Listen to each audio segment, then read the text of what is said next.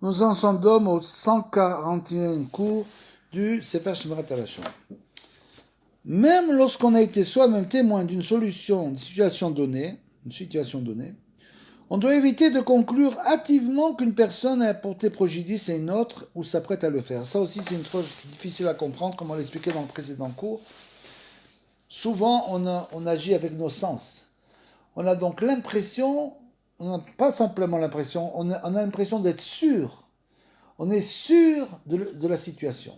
Il faut toujours faire attention, être méticuleux et bien vérifier. De façon générale, il est impossible de comprendre parfaitement l'attitude ou la conduite d'une personne envers une autre sans bien connaître leur rapport jusque-là. Ça aussi, c'est une chose qu'il faut prendre en ligne de compte. Une personne peut se comporter avec une telle personne de cette manière, avec une autre personne d'une autre manière, parce qu'en fait, il y a un problème entre eux, entre ces deux gens, et ça implique un comportement différent. Ce qui peut paraître une machination n'est peut-être qu'un auto-acte de défense, un acte d'autodéfense. Dans ce cas, révéler le complot rendrait le criminel, entre guillemets, vulnérable et sans défense.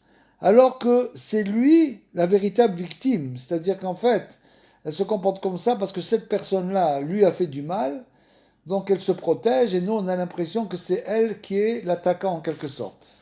Donc il faut toujours faire attention avant de juger, toujours de connaître véritablement la situation.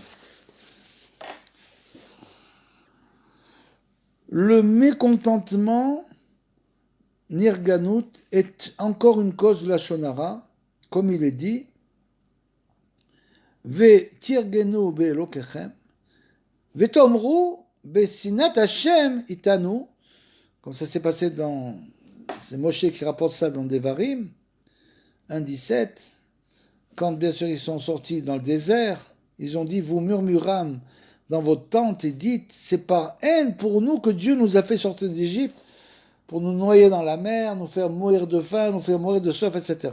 Donc le mécontentement, c'est encore une cause de la Shonara.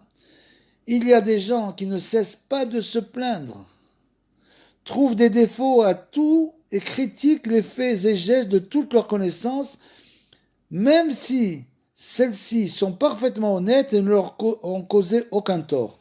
Ce qu'on appelle les gens négatifs. Il y a des gens très négatifs qui ne cherchent pas les points positifs des autres, mais qui ne cherchent que les points négatifs.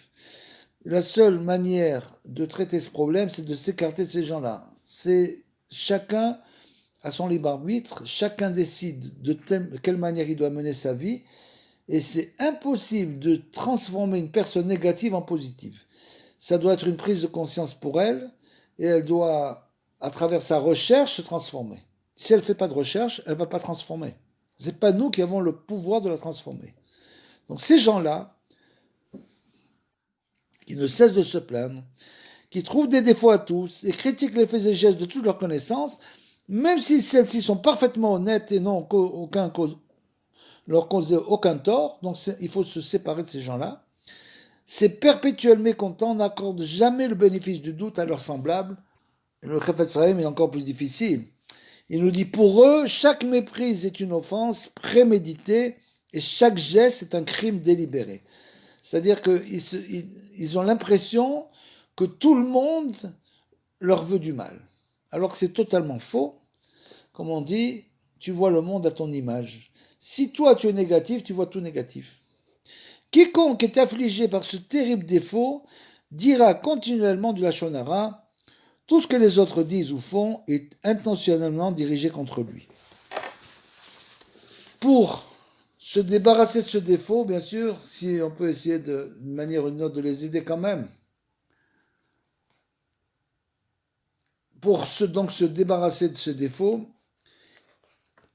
si la personne elle réalise qu'elle a ce défaut, et elle cherche à se débarrasser de lui, elle cherche à se bonifier, elle devra songer à ses conséquences dévastatrices et s'habituer à voir les autres sur un jour plus favorable. C'est-à-dire qu'il faut bien savoir qu'à un moment donné, bien sûr ça peut prendre très longues années, mais à un moment donné, elle va être obligée de payer la facture.